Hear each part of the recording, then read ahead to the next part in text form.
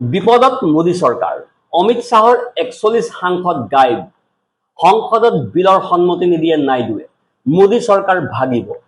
প্ৰিয় দৰ্শক, অকস্মাতে ৪১ জন সাংসদে নৰেন্দ্ৰ মোদী আৰু অমিত শ্বাহক দিলে এক ডাঙৰ প্ৰত্যাহ্বান। সংসদৰ বৰ্ষাকালীন অধিৱেশন আৰম্ভ হোৱাৰ ঠিক পূৰ্বেই সম্পূৰ্ণ খেলাখন সলনি হৈ গ'ল। ক্ষুব্ধ হৈ পৰিল নাইডু। হঠাতে এনে কি ঘটনা ঘটিল যে অমিত শ্বাহৰ সমগ্ৰ কৌশলক লৈ বৃহৎ প্ৰশ্ন উত্থাপিত হ'বলৈ আৰম্ভ কৰিলে। NDAৰ ভিতৰত সকলো ঠিকেই চলি আছেনে? আচলতে চন্দ্ৰবাবু নাইডুৱে স্থিতি সলনি কৰাৰ অৰ্থই বা কি? নমস্কাৰ, নিউজ অন নৰ্থ ইষ্টৰ আজিৰ এই বিশেষ প্ৰতিবেদনলৈ আপোনাক স্বাগতম। আপুনি চাই আছে দেশৰ এটা অগ্ৰণী নিৰ্ভীক নিৰপেক্ষ আৰু বহুভাষিক channel News On North East. News On North ইষ্টৰ মাধ্যমেৰে আমি কেৱল বাতৰি সম্প্ৰচাৰ কৰাই নহয়, ইয়াৰ আঁৰৰ প্ৰকৃত সত্যও আপোনাৰ সন্মুখত তুলি ধৰিবলৈ চেষ্টা কৰোঁ, যিবিলাক বাতৰি গদি মিডিয়াই আপোনাৰ সন্মুখৰ পৰা সদায় লুকুৱাই ৰাখে। প্ৰিয় দৰ্শক, অনুগ্ৰহ কৰি আমাৰ এই নিউজ অন নৰ্থ ইষ্ট চেনেলটো ছাবস্ক্ৰাইব কৰিবলৈ নাপাহৰিব, কাৰণ আমাৰ এই নিউজ অন নৰ্থ ইষ্টৰ দৰে এনে প্ৰকৃত খবৰ আপুনি আন ক'তো চাবলৈ হয়তো নাপাব। টিভি চেনেলবোৰে এই খবৰ দেখুৱাবই নোৱাৰে, কাৰণ সেই চেনেলবোৰ চৰকাৰৰ ইচাৰাতহে চলে।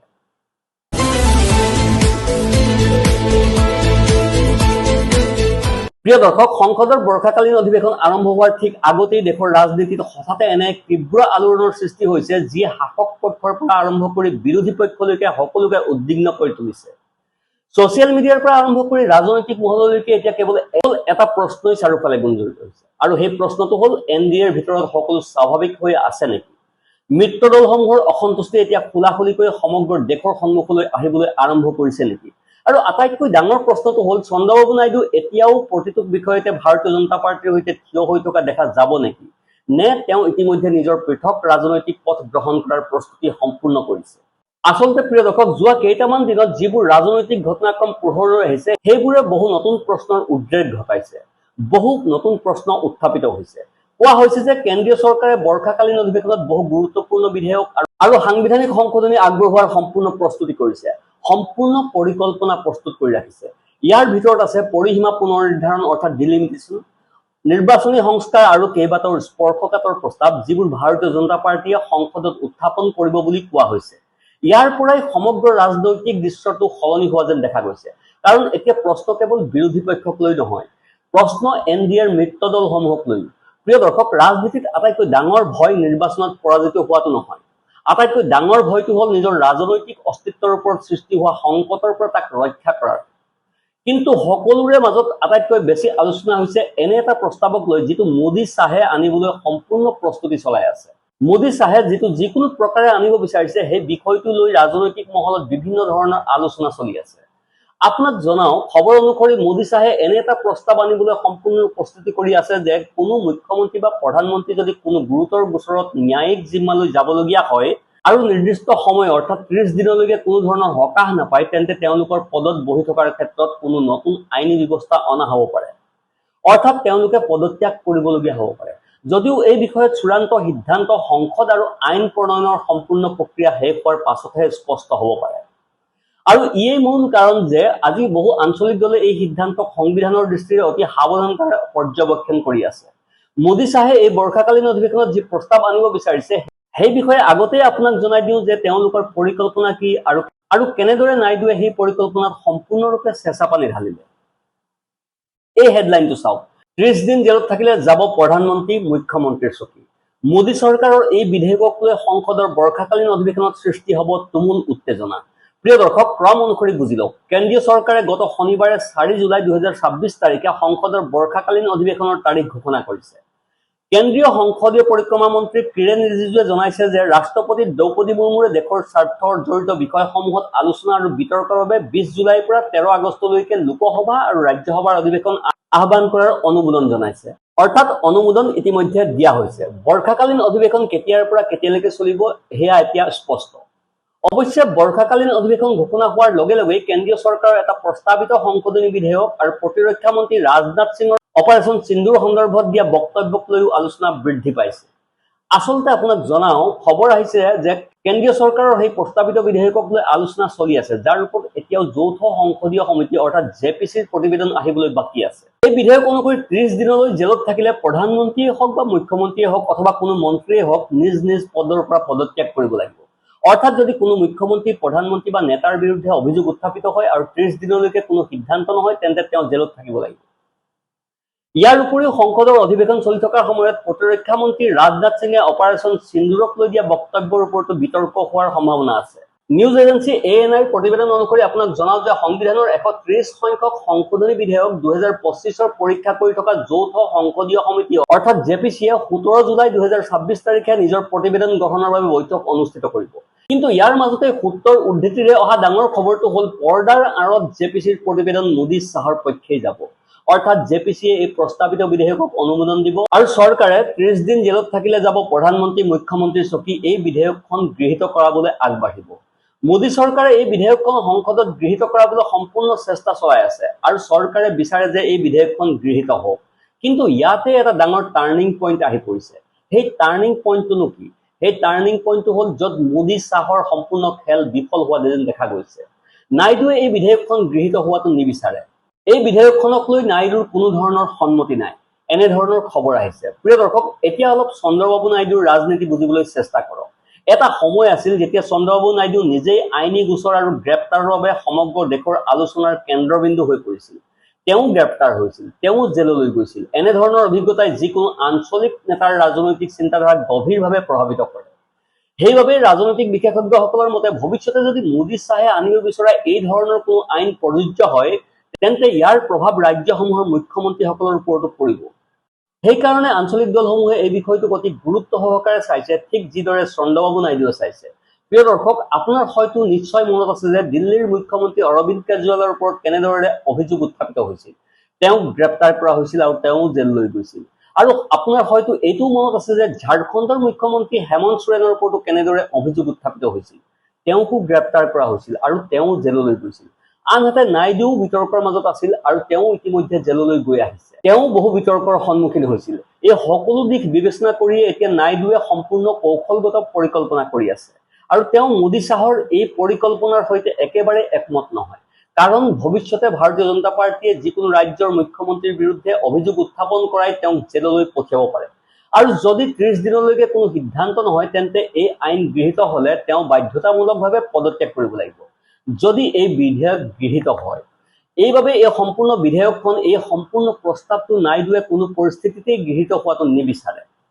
এইটোৱেই কাৰণ যে ৰাজনৈতিক বিশেষজ্ঞসকলেও স্পষ্টকৈ কৈছে, যদি ভৱিষ্যতে এনে কোনো আইন গৃহীত হয়, তেন্তে ইয়াৰ প্ৰভাৱ ৰাজ্যসমূহৰ মুখ্যমন্ত্ৰীসকলৰ ওপৰতো পৰিব। সেইবাবেই আঞ্চলিক দলসমূহে, বিশেষকৈ নাইডুৱে এই প্ৰস্তাৱটোক অত্যন্ত গুৰুত্ব সহকাৰে পৰ্যবেক্ষণ কৰি আছে। ইয়াৰ বাবে এতিয়া এই আলোচনা সম্পূৰ্ণৰূপে তীব্ৰ হৈ পৰিছে যে TDPয়ে প্ৰতিটো প্ৰস্তাৱত নিঃচৰ্ত সমৰ্থন দিয়াৰ পৰিৱৰ্তে নিজৰ ৰাজনৈতিক স্বাৰ্থক অগ্ৰাধিকাৰ দিছে।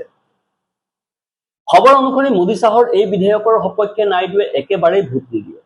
তেওঁ এই বিধেয়কৰ সৈতে একেবাৰেই একমত নহয়। যদিও এতিয়ালৈকে TDPৰ ফালৰ পৰা কোনো আনুষ্ঠানিক বিবৃতি অহা নাই যে তেওঁলোকে কোনো বিশেষ বিধেয়কক সমৰ্থন নকৰিব বা বিৰোধিতা কৰিব। কিন্তু প্ৰিয় দৰ্শক, ৰাজনীতিত বহু সময়ত বক্তব্যতকৈও অধিক গুৰুত্বপূৰ্ণ হয় সংকেত, আৰু ইয়াত সেই সংকেতেই স্পষ্টকৈ দেখা গৈছে। যোৱা কেইদিনমানত নাইডুৰ ফালৰ পৰা এনে বহু সংকেত স্পষ্টভাৱে দেখা গৈছে, যিবোৰে এই কথাকে সূচায় যে নাইডু প্ৰধানমন্ত্ৰী মোদী আৰু অমিত শ্বাহৰ সৈতে থিয় নিদিব। ৰাজনৈতিক মঞ্চত তেওঁ বিৰোধী নেতাসকলৰ সৈতে সাক্ষাৎ কৰিছে। নাইডুৱে কংগ্ৰেছৰ মুখ্যমন্ত্ৰী ৰেড্ডীক খোলাখুলিভাৱে প্ৰশংসাও কৰিছে। এই খবৰটো মই আগতেই আপোনাক দেখুৱাইছিলো। আঞ্চলিক দলসমূহৰ মাজত বৃদ্ধি পোৱা বক্তব্য আৰু মিত্ৰ দলসমূহে নিজৰ অধিকাৰক লৈ ধাৰাবাহিকভাৱে সোচ্চাৰ হৈ থকাটো লক্ষ্য কৰা গৈছে। সেইবাবেই নাইডুৱে ইতিমধ্যে বহু সংকেত দিছে, খোলাখুলিভাৱে সংকেত দিছে, পৰ্দাৰ আঁৰত দিয়া নাই, স্পষ্টকৈ সংকেত দিছে। এই সকলোবোৰে বিজেপিৰ কৌশলক লৈ নতুন নতুন প্ৰশ্নৰ উত্থাপন কৰিছে। এতিয়া প্ৰিয় দৰ্শক, আহক সংসদৰ অংকটোৰ কথা পাতো।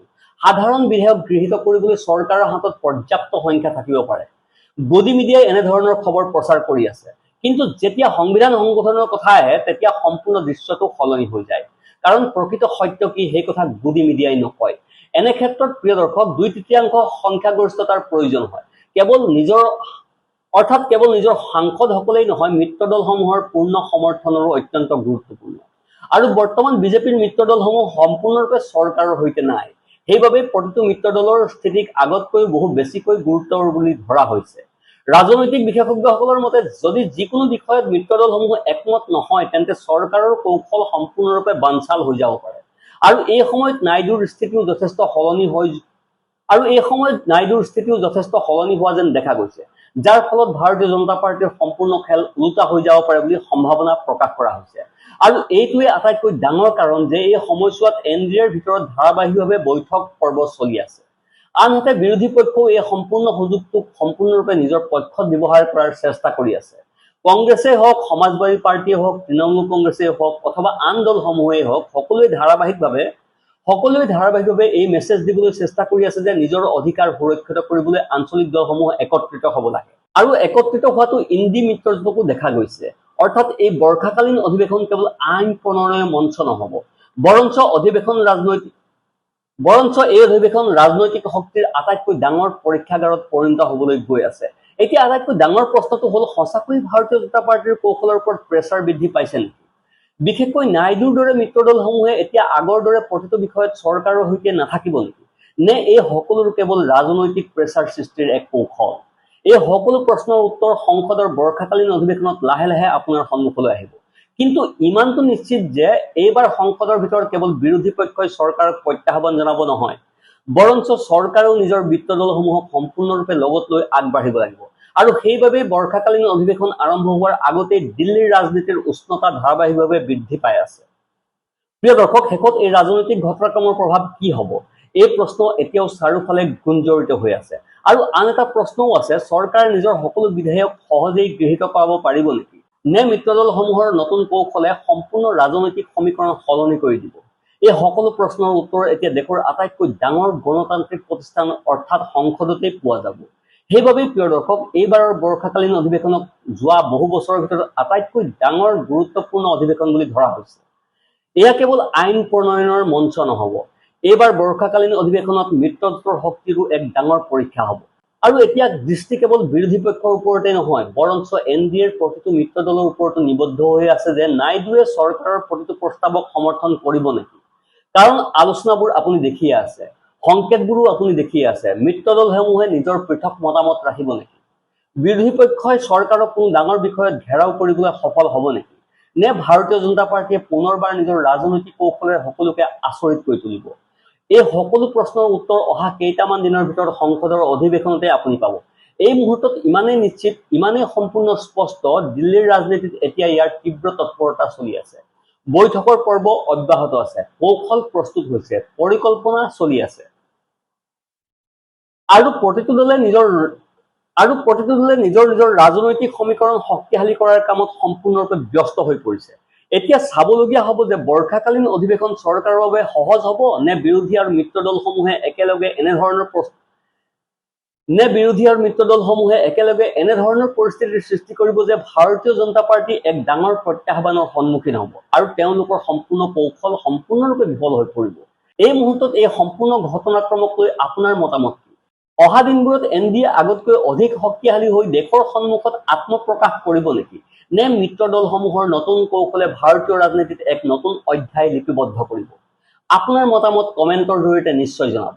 ভিডিঅ'টো ভাল লাগিলে লাইক কৰক, আৰু যদি আপুনি আমাৰ চেনেলত নতুন হয় তেন্তে চেনেলটো ছাবস্ক্ৰাইব কৰক। যদি আপুনি এই ভিডিঅ'টো আমাৰ ফেচবুক পেজত নিউজ ওৱান নৰ্থ ইষ্টত চাই আছে তেন্তে ফেচবুক পেজটো ফ'ল' কৰক।